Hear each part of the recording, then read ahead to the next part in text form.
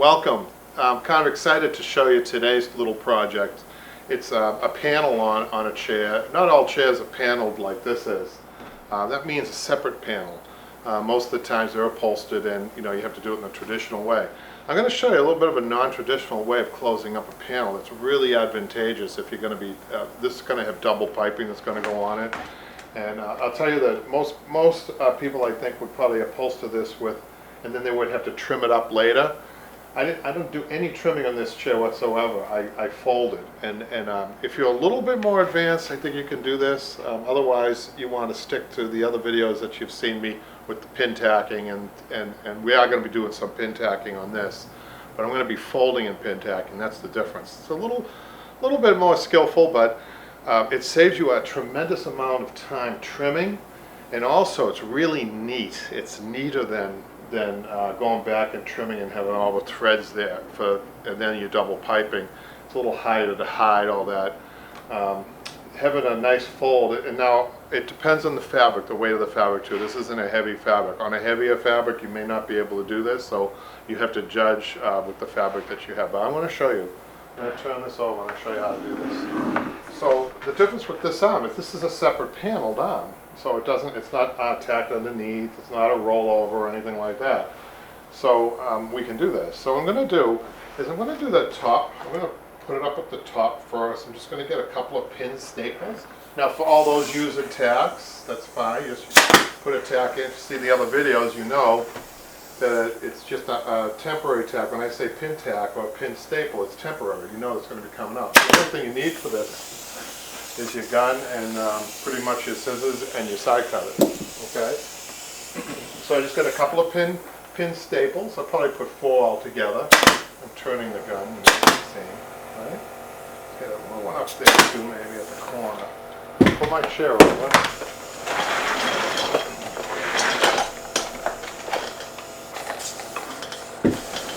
So what I'm going to do is I'm going to trim the bottom. I'm going to trim the bottom for about, depending on how thick your fabric is. If you had thicker fabric that you can still use, you want to be a 1/2 inch overhang here. I'm a little further because this fabric's not as heavy. So the reason you don't want, if you have a heavy fabric, you don't want to create a ridge. That's why if you have a heavier fabric, you might not be able to do this. So what I'm doing is I'm folding this. I'm working from that top pin staple. I'm folding, stretching down. I'm going to go all the way in with my staple head. Okay.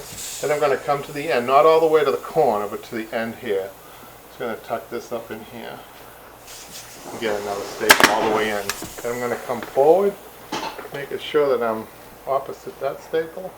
And I notice how I'm pulling this. I'm actually that diagonal stretch this way and this way. How tight that is. Isn't that great? And then in between, you need a little bit of a pull. Just, you know what, if you had a regulator too, you might want to get a regulator. I'm going to grab my regulator because it's always easier to take your needle in here. Like, you can also take the needle and get rid of some of this extra stuff here. Okay. Very good. I'm going to continue stapling along the bottom. So this had some foam in it, so it's made to be look a little puffy like that, which is fine. So I think what I'm going to do on the bottom is I'm going to continue around my corner. So I'm going to trim up along here. Now some people like to take, if you're not sure about that trimming, they'll take a piece of chalk and then trim. That's fine. I'm going to do that. I'm going to just do the corner. I'm going to fold the corner, double it up really. And then put one staple up there so I have my corner formed. And I'm going to do that on both ends here. I'm going to trim this. I don't want to do anything up the sides yet until I stretch, and you'll see that in a minute. So what I would be normally doing, or what I've seen people mostly normally do, is they'll have all this pin tack with the fabric oversized, then staple it, and then having to trim it down like I said. So this is already cleaned up. It's beautiful. It's done. Now up at the top, what I want to do is I want to trim that. Going along with the curve. I'm going to take one staple out at a time, I think. Let's see. And we're going to get this folded. Now notice how I'm seeing a little bit of a gap, probably about a 1/4 of an inch gap, and then I stretch up. That's the stretch, right? You do need to stretch this. Okay. Now I'm going to take these staples out.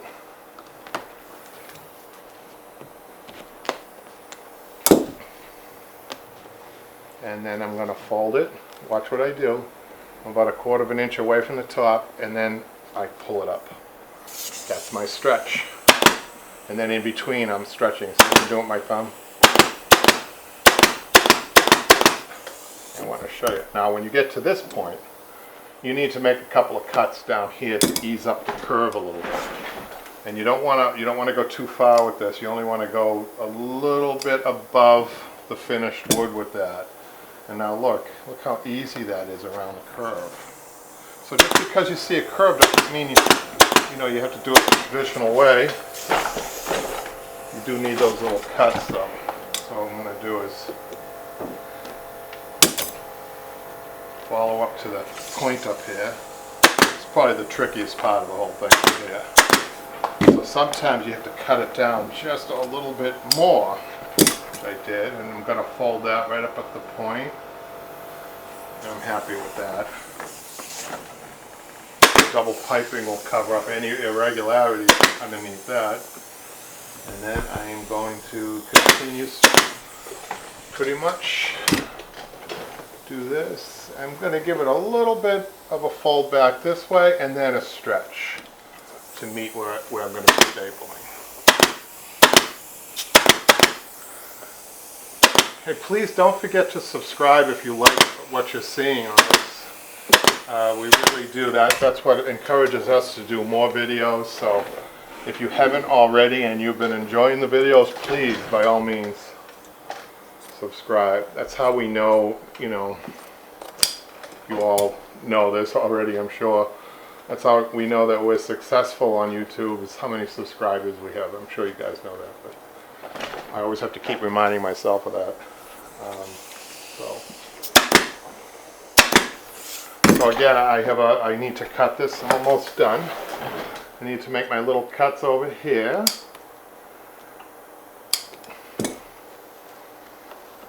Okay. Now, I'm going to start stretching down, and I'm going to show you a little repair that I'm going to do, because I think I need to stretch down there a little bit more. That's okay, even though my staple's all the way in. I'm going to show you a good way of getting rid of it. Getting a staple up in like that without doing too much damage to the wood. So I want a little tighter at the bottom.